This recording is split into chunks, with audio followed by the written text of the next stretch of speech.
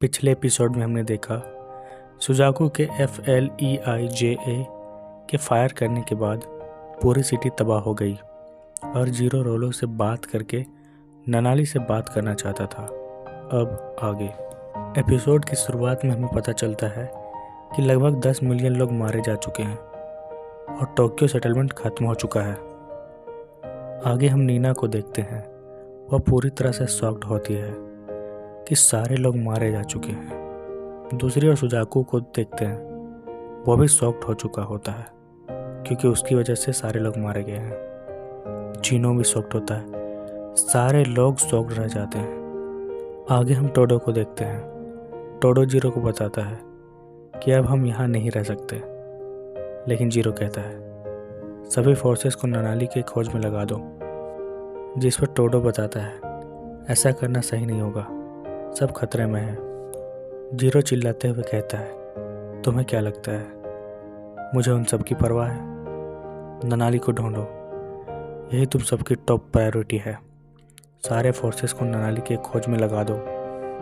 Scene shift होता है और हम ओगी को भागता हुआ देखते हैं। तभी उसे मिस वेलिटा आवाज़ देती है।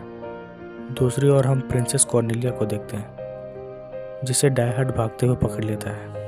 तभी ब्रिटानियन की शिप वहाँ आती है और अनाउंसमेंट किया जाता है कि हम यहाँ किसी को नुकसान पहुँचाने नहीं आए हैं, और उसमें से प्रिंस निकलता है। यह देखकर डायहार्ड सरप्राइज हो जाता है। सीन शिफ्ट होता है। जीरो सभी को ऑर्डर देता है कि सभी लोग ननाली को ढूंढे। जीरो पागलों के जैसा बिहेव करने लगता है। तभी वहाँ रोलो आता है। आगे हम देखते हैं कि ब्रिटानियन अपनी फोर्स पीछे ले रही होती है। ये बात ली को पता चलती है। उसे पता चलता है कि अब ब्रिटानियन नाइट पर हमला नहीं करेंगे, लेकिन अभी भी जीरो की तरफ से कोई ऑर्डर नहीं आया है। सीन शिफ्ट होता है। रोलो जीरो को कैबिन में ले आता है और रोलो जीरो को संतावना देता है। तभी रोलो का फ़ोन बजता है। उस पर लगा की चैन देखकर जीरो पागल हो जाता है और उससे फ़ोन छीन लेता है और रोलो को उल्टा पुल्टा सुनाने लगता है और कहता है तुम्हें क्या लगता है तुम ननाली को रिप्लेस कर सकोगे? और फ़ोन फेंक देता है। फिर कहता है तुम्हें अभी तक नहीं पता मैं तुमसे नफ़रत करता हूँ। मैंने तुम्हें हर बार मारने की कोशिश की है, लेकिन मैंने मौका खो दिया है। निकल जाओ, मैं तुम्हारी शक्ल नहीं देखना चाहता। ये सुनकर रोलो काफ़ी उदास हो जाता है। सीन शिफ्ट होता है।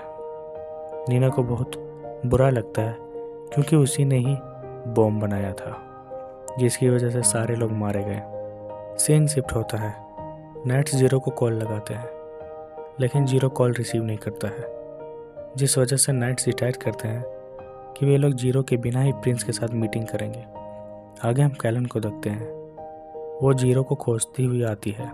उससे पता चलता है कि वह क्वार्टर में है। आगे हम जर्मिया को देखते हैं। वह ननाली को खोज रहा होता है। तभी उसे सुजाकू दिखाई देता है। दूसरी ओर प्रिंस और नाइट्स मीटिंग कर रहे होते हैं। फिर हम जर्मिया और सुजाकू को बात करते एक साथ देखते हैं। जर्मिया कहता है मैं यहाँ केवल तुम्हारा शुक्रिया अदा करने आया हूँ। तुम्हारा और मेरा एक ऑड कनेक्शन है ना? लेकिन अंत में मैंने मान लिया है कि हम दुश्मन बन जाएंगे। मैं अब जाता हूँ, मुझे ननाली को खोजना है। सीन शिफ्ट होता है। हमले की वजह से सारे लोग एक ही जगह पर जमा हो जाते हैं। दूसरी ओर हम रिवेल्स को देखते हैं। वह प्रेज से कहता है प्रेज तुम सच में जिंदा हो, है ना? प्रेज कहती है हाँ मैं जिंदा हूँ। उसके बाद रिवेल्स इमोशनल हो जाता है। सीन शिफ्ट होता है। प्रिंस कहता है मैंने कभी भी जीरो के साथ पूरा मैच नहीं खेला। डायहार्ड कहता है जीरो नहीं आ रहा है। तब तक हम लोग डिस्कस करते हैं जो हमें डिस्कस करना है। प्रिंस कहता है नहीं, मैंने ये एक्सपेक्ट नहीं किया था कि वो अपना चेहरा दिखाएगा। वह ऐसा इंसान नहीं है जो लोगों से परामर्श लेता है। मुझे लगता है वह चीज़ों को अपने तक ही सीमित रखता है और लोगों से उसे दूर रखता है। वैसे जीरो मेरा और कॉर्नेलिया का छोटा भाई है।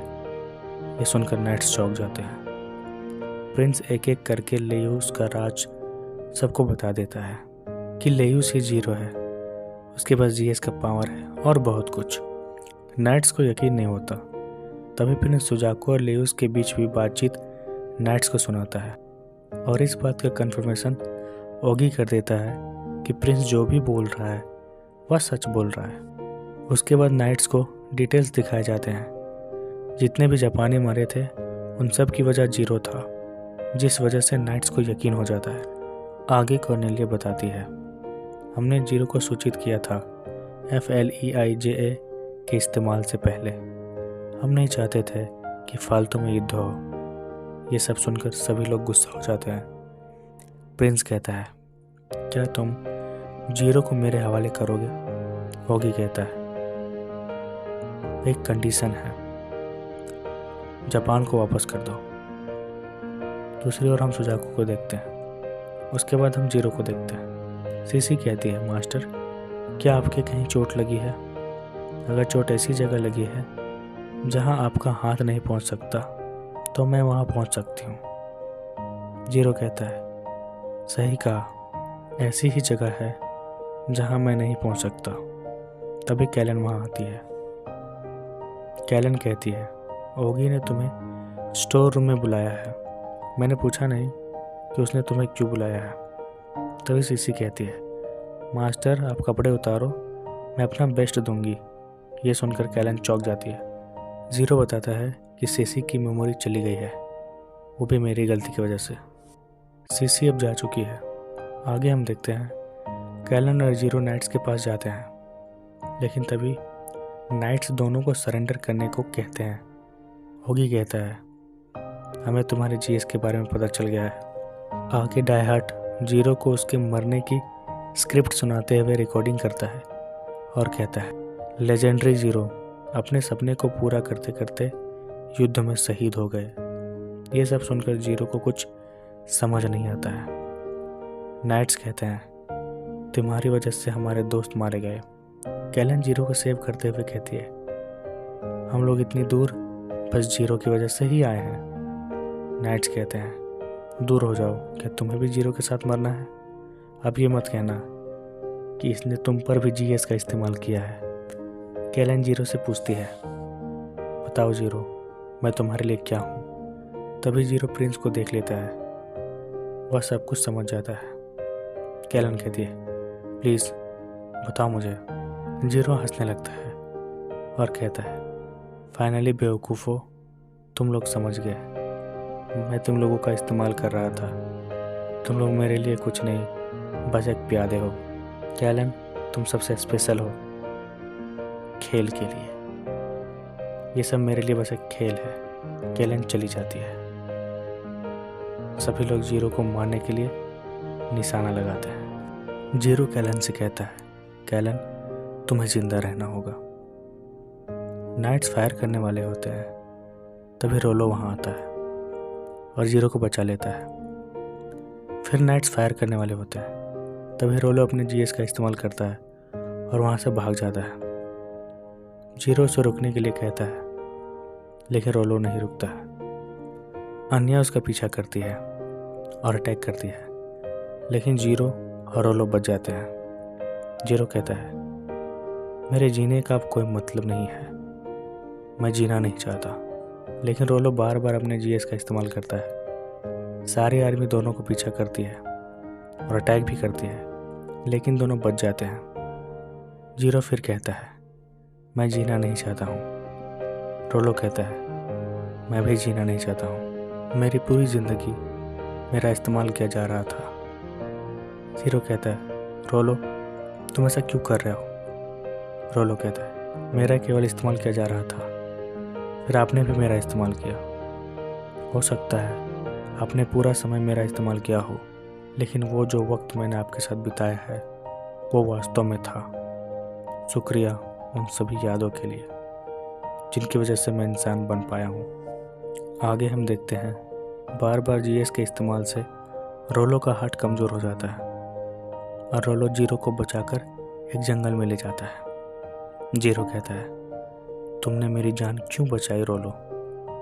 रोलो कहता है, क्योंकि आप झूठे हैं बड़े भाई। वो सब झूठ था, है ना, कि आप मुझे मारना चाहते थे। और आप मुझसे नफरत करते हैं। जीरो कहता है तुम सही समझे। उसके बाद रोलो मर जाता है। आर्मी जीरो को नहीं ढूंढ पाती है। सीन शिफ्ट होता है। हम सुजाकू को देखते हैं। वह पागलों की तरह हंसने लगता है। दूसरी ओर जीरो, ननाली, श्रेली, नाइट्स और रोलो सभी को खो चुका होता है। जीरो कसम खाता है और कहता है, चार्ल्स माय फादर, अगर मैं नरक के रास्ते में हूँ तो मैं तुम्हें भी नरक में घसीटूंगा।